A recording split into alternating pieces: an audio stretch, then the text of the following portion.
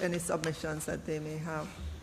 Well, it goes without saying, Chairman, that the Jamaica Teachers Association, representing 20,000 teachers, and the main body representing teachers should be invited. I think also the National Parent Teachers Association, the National Association of Students, Right, yeah, obviously the principal bodies. The National Student Council. Yeah. I think also the independent schools should be invited, and any members of the public who have an interest in education and educational matters should be invited when they're as part of the JTA, but they're separate principals. Principal, yeah, there are two. Principal of new secondary, there are two principal of association traditional of secondary, whatever. There are two associations that I know. All the associations that are Madam Chair, stakeholders in education. I suspect that the Ministry of Education would have a comprehensive list of the stakeholders within the education system, particularly those that participate in the e-COVID task force, as well as others that interact both with the youth division as education stakeholders, such as Jamaica Union of Tertiary Students, National Secondary Students Council, Youth Advisory Council, also as was mentioned earlier, the student councillors. I think that list would be instructive, plus any other additions that members of the committee, I suspect, may want to offer. Okay.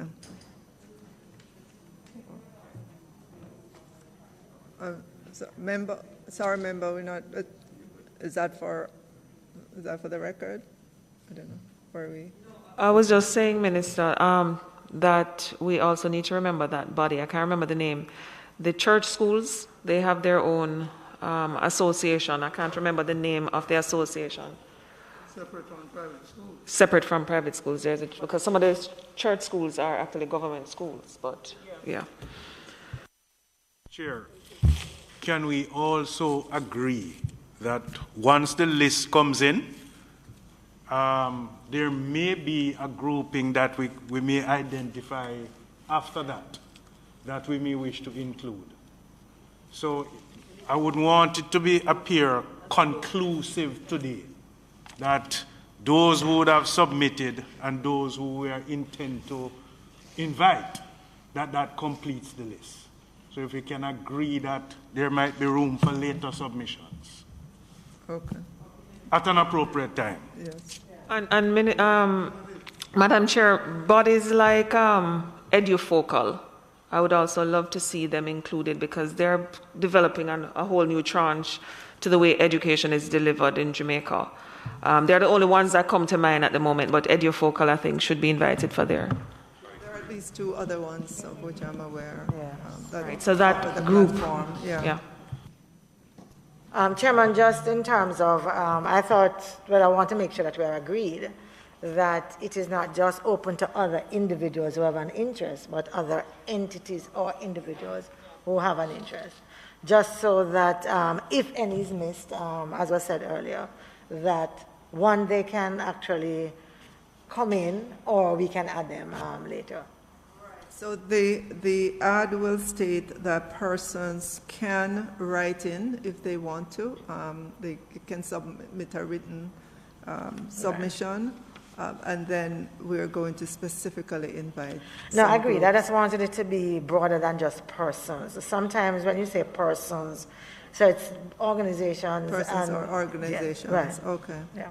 So when we write the ad, we make it, persons or organizations. And may I add, I believe the guidance counselors may be separate from the JTA, or they may be included, but if there's an organization of guidance counselors, and point MP Morgan made, is that your ministry should have this connection.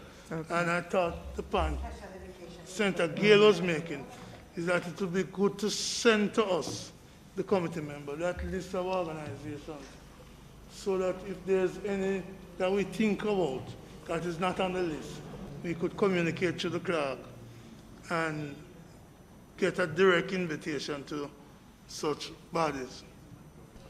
Chair, a couple of things, Chair. I'm very happy that you gave a sort of overview in relation to some of the process that would have taken us here and the length of time that it would have taken. I think all members of the committee appreciate how critical this bill is, and that it's something that right across both administrations would have been striving to have done before now. I use this as a background to say my hope, Chair, is that we will be very cognizant of time in the work that we have to cover here at the Joint Select Committee, and also appreciative that we've arrived at this after a significant period of consultation, engagement, direct, indirect, various processes to try to ensure that a number of the stakeholders had a say in what is now produced as the final product. I say all of this to say, Chair, I definitely support the approach of still directly inviting the critical stakeholders to give any submissions that they have, to put in a time period through which the general public can give submissions, but as much as possible to stick to that. And outside of the general stakeholders, I'm very wary of picking specific groups to invite, because then if you leave out one, in other words, let's broadly publicize the open call so that those who have interest will be able to respond. But there must be a time, Chair, that once we have set those parameters, that we call a close to it. Because again, you know, it is a significant bill, and we will take in the submissions and then we will consider the bill. And I am sure that we want to get this work completed within this year. So it's very important. Thank you, Chair. Right, thank you, Member. Yes, it will be an open call, but we will limit it to 3 weeks. So the ad will go out, we'll limit it to 3 weeks. We think that during that time, you should be able to read and have your submission, whether it's written or if you want to appear in front of the Joint Select Committee. And just to remind persons again, in 2004, the Honorable Prime Minister then, which was the Most Honorable Percival Patterson, commissioned a report called the Davis Report 2004 that recommended ongoing teacher professional development through a licensing regime. The ensuing plan of action called for the establishment of a teaching council. Fast forward to 2008 to 2011 under the leadership of the Minister of Education then, Honorable Andrew Holness, the Jamaica Teaching Council. The entity was set up, but there's the draft Teaching Council bill was prepared, public consultation undertaken. In 2012, under the leadership of the Minister of Education, Reverend the Honorable Ronald Thwaites, consultations continued. You had negotiations with JTA. 2016 to 2019, under the leadership of the then Minister, Honorable Ruel Reid, the draft bill reviewed and updated. Even under Minister of Education, Honorable Carl Samuda, the bill was redrafted on basis of comments received from the various sources. So I agree with you, Member, that there's been a long period of consultation on this, and it's time that we get to a settled position on the Jamaica Teaching Council bill. And so the open call will be for 3 weeks, starting as Madam Chair, Yes. if you permit me, I do not expect that we will need an inordinately long period of time and that it will take us beyond this year. But I do believe that well, let me speak for myself. I feel uncomfortable when we start a conversation trying to limit those who could come forward or even suggest it in even the slightest way. I say that because for those of us who have been involved in collaborative efforts and doing consultations, we know that even when you have organizations come to the table, they make their submissions, when the final document is done, there should still be that avenue for others to come forward. And it shouldn't seem as if we are saying, listen, you had your time, you talk already, your organization has spoken already, so kind of keep it short. I want to just make sure that that is definitely not what we're saying. We don't want to try to get a perfect bill and therefore make it extend too long. Having understood all of that, but let us also remember that in the last 2 years, we have had significant changes. Even while the Pattison team has been doing their research, the data is evolving and the data is coming in terms of some of the issues. And so I just want us to be careful about how we try to circumscribe. Madam Chair. Madam Chair. Madam Chair, as a member of this committee, I am with the greatest of respect placing my opinion on the table for what it's worth. Madam Chair. Thank you, Member. Chair, before, because the member spoke in such close proximity to what I had to say, I'm not sure if she was suggesting that my comments were an attempt to limit participation, because they were clearly not. And I want it to be very clear that nothing I said would lead to a circumvention or a limiting, and that was not the impression. And I'm very wary of when people tend to repeat what you say, but say it in a manner that gives a different connotation. So I want to be very clear. On a point of order. On a point of order. Madam Chair, the member cannot refer to people speaking, referring to the member who has spoken before. I just want to, that's not, what I said was my opinion. I placed it on the table.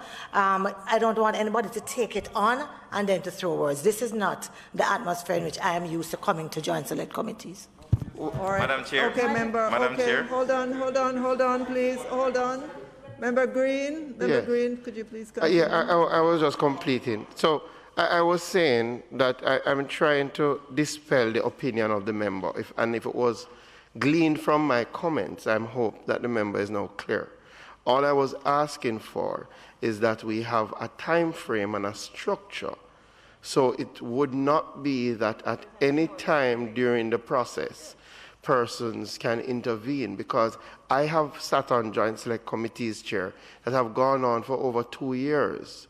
So I come to this position having seen what I believe processes that don't work and processes I think work. So I am not at all trying to limit, and if that is the opinion, I am hoping the members know clear that all I'm saying is let us ensure that we have a set structure and some time frames.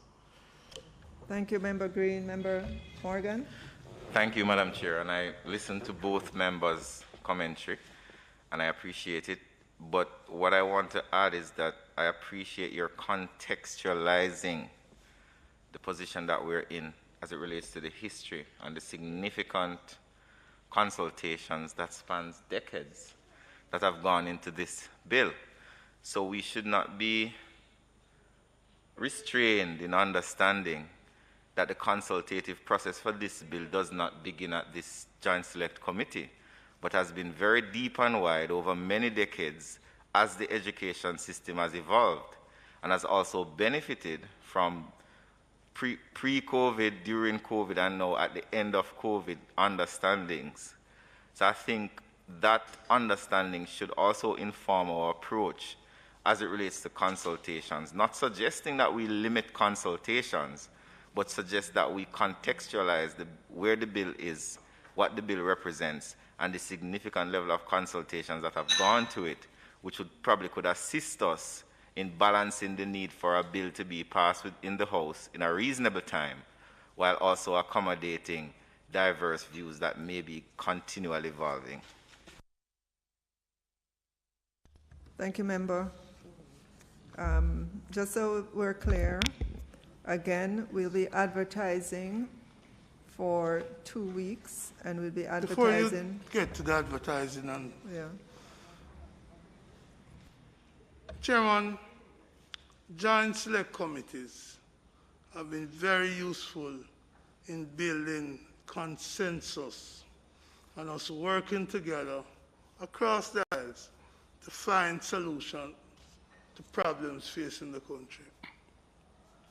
When you open about the consultation from 2004 to now, I made it pass because I said to myself, so why are we having a joint select committee if that process is already complete? Then my friend, Minister Green, intervened. Then I hear such a vote remarks about you started and all that. That spirit is not the spirit we ought to bring to a joint select committee. And we need to find ways, as we have done when we have joint select committee, to really work together. Much of the consultation that took place before was pre the increase in homeschooling and the experience we have had with homeschooling. It's pre-virtual learning. So I'd love to hear from people who have had these experiences, which are not part of the previous consultation, but clearly will be part of future education for us to do that. None of us want to delay this, but we also want to be thorough. We want to make sure we get the experience of a wide cross-section that is available to us, to hear from them, and to formulate legislation that move forward. For example, this legislation, as it is now, says you have to be a Jamaican citizen. So having grown up in a certain era where expatriate teachers was part of the system, I'd probably want to hear from people whether or not we should have foreigners being teachers, because this kind of, as it is now, exclude that grouping. So I want to come to this afresh, benefiting from the consultation of the past, but with open minds. And that's the approach I come to it with. The government has a majority of 10 to 4 in this committee. I'd hate to know that what we get is not the consultation, not the deliberation of the 14, but a view of 10 of the 14. I do not believe, Chairman, that's the approach you want to adopt. And we assure you, certainly spokesperson on education for opposition, which is MP Angela Brownberg, we assure you of our cooperation and our willingness to work towards an efficient and early ending to this. But let us not sacrifice thoroughness and the participation of the citizens throughout this country who may wish to contribute to this bill. I've heard people who are in the profession and aligned to the profession speaking about this bill. I'd love to get the benefit of their views since they were not part of the consultations in the past. So, my friend that support Manchester United, let us be united as we pursue this. No, don't say that. Don't say that. So fly. So we come to this committee with a spirit of working together. Okay, duly noted, member. You will note that we didn't have to be prompted to be here at a joint select committee, even though there had been many, many years of this bill in the making. So obviously, we believe in consultation as well. We understand the changes that would have happened since then, as you mentioned, the pandemic and all of that. There might be new methods, new. Somebody mentioned the fact that we should seek the edufocals of the world to be here as well, those with those virtual platforms to be here. And I totally agree that we want to open this up to the widest possible audience as possible, but we also want to limit it as well in terms of the time frame over which persons are able to make these submissions. Chair, Just hold on, interrupt. before you go, The 2 member. weeks, the 2 weeks, 3 weeks time is going to be inadequate. People do not respond as quick. It's an 82 pages bill. And so I'd urge us not to rush to a 3 weeks invitation. Okay. Yes, Madam Chair, I noticed you mentioned that the teaching council has been in several commissions to date. Is it possible for us to get the parts of the reports from those commissions so we can see what they had to say? And is it possible for the current commission to also be invited to present to us on that specific issue of the teaching council? We'll invite the current commission. Chair, just one more point I'd like to make. Okay, go ahead, member. So we're sending out the notice for a span of 3 weeks. Yeah, right. And the notice will say, come with your submission. Can we also do, as part of that exercise, a reminder during the process? Some people will see the notice and don't remember.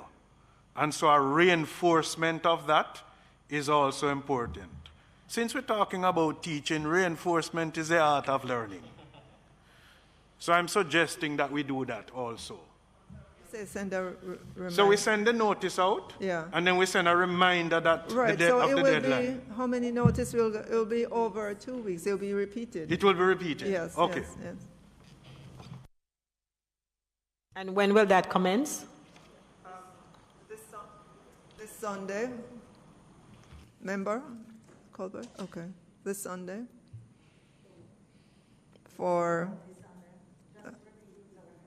So the ad will begin this Sunday, the following Sunday, and the deadline for submission would be March 6th.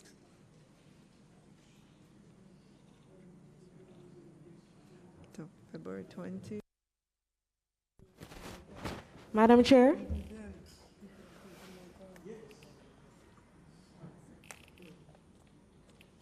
Madam Chair, yes, I just wanted some clarity on where the notices would actually be posted. Is it just newspaper, or will we be seeking to employ new media just to ensure that the message gets out there and persons can actually prepare to send in? All right, so it will be in our local newspapers. I believe both of them will be on the parliamentary website. And I know for previous committees, members suggested that we send a soft copy to members where they could post it on their social media sites. Okay, she was saying that for prior committees, for prior joint select committees, suggestions Right. there Members had included that suggested members. that we send them the soft copy of the ad where So you they can place post it. on their social media sites on other platforms that they wish, so they could capture that audience that Okay, gets to them. So if you wish, I could send the soft copy to the members. okay, And that was quite effective. Okay. all right. So we will do that. And then the deadline for submission would be March 6th, and that would be conveyed in the ad. Chairman, I just want to put my objection to such a short time. The experience is that people are going to say, well, we have to look through this bill. It's 82 pages. I believe we should give at least a month. Because otherwise we're going to be setting up ourselves to come, and the clerk is going to ask that this organization needs an extension. Do you agree? And this organization needs an extension. So let's give them one. Maybe not, but at least you have that. Same thing is going to happen. Madam Chair, just to even point out that we haven't even, if we were to go by the date suggested, we would not even have given 3 weeks full notice. If you're asking for a month, Member Brown, Senator Brown? Yes. Which would be just another week. Would it do irreparable harm to extend it by a Sure. few more days? Chair, I would agree with the 4 weeks time period. I would support that. All right. So we do the advertisement on February 20th, February 27th, but the deadline would be March 13th. Yeah. All right. All right. Thank you, members.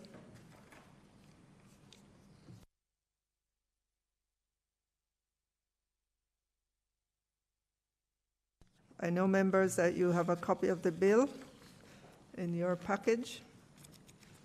And so over the next month, the expectation is that you'll be reading and probably discussing as well with any stakeholder groups that you may have.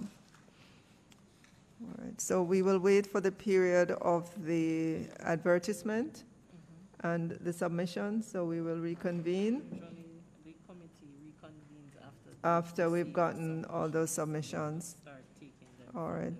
And you will get proper notice of the next date so we will reconvene after March 13th,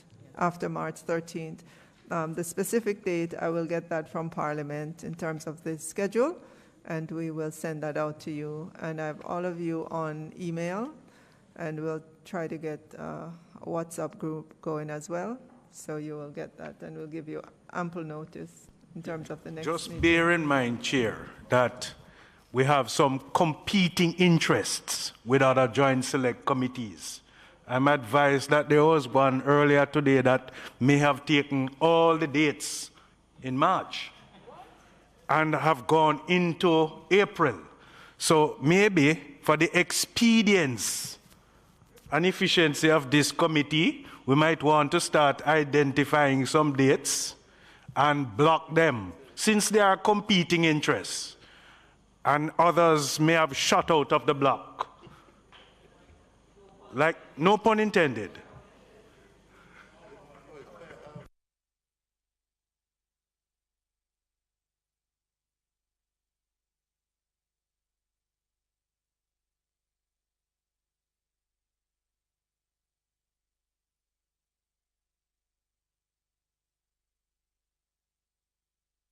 All right, so members, thank you for pointing that out. We may have to change depending on like Tuesdays and Wednesdays.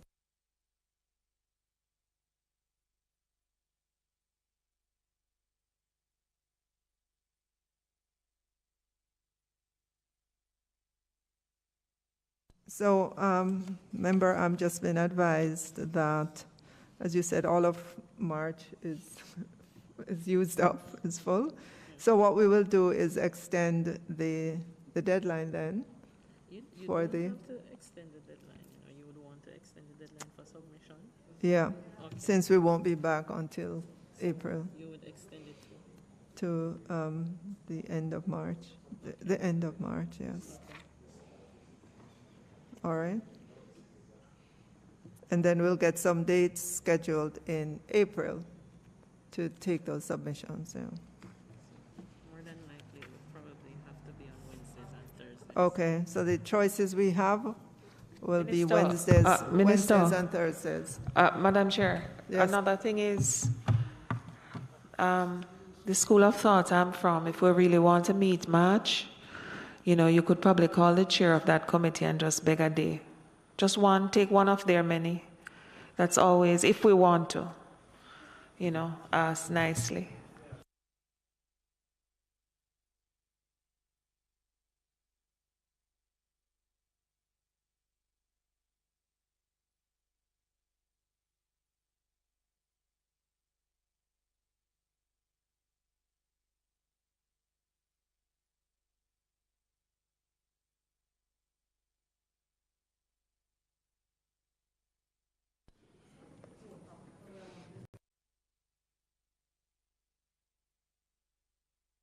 All right, so I think we have agreed we're going to be scheduled some days in April for the joint select, and we'll send those to you ASAP.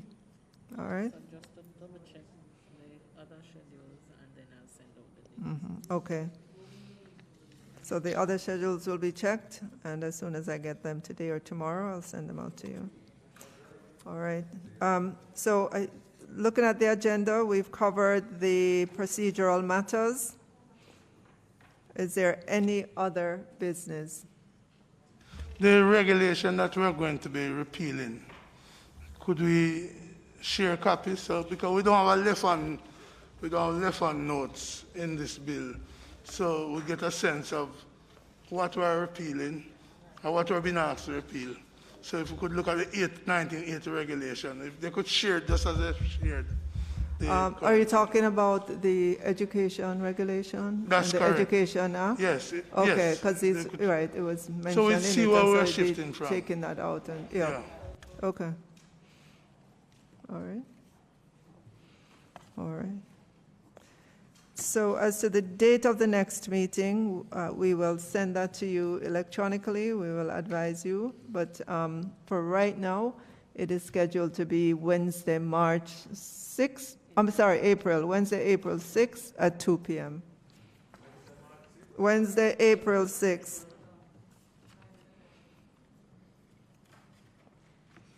At 2 p.m. And the deadline is extended to the 27th of March. All right? Minister Yes. Williams, Okay. while the submissions are coming in during the month of March, will they be circulated? You'll circulate them as they come in? Yes. So we can have a chance to peruse them before we get to April? Yes. Yes, thanks. Okay. All right. Good afternoon to the LRD team, the CPC. Thank you. All right. Looks like we're at the end of the meeting. Unless there's, go ahead, member. No, I'm ready to move that motion. So moved? Yes, so moved. Okay. Thank you so much, member. Thank you. Yeah.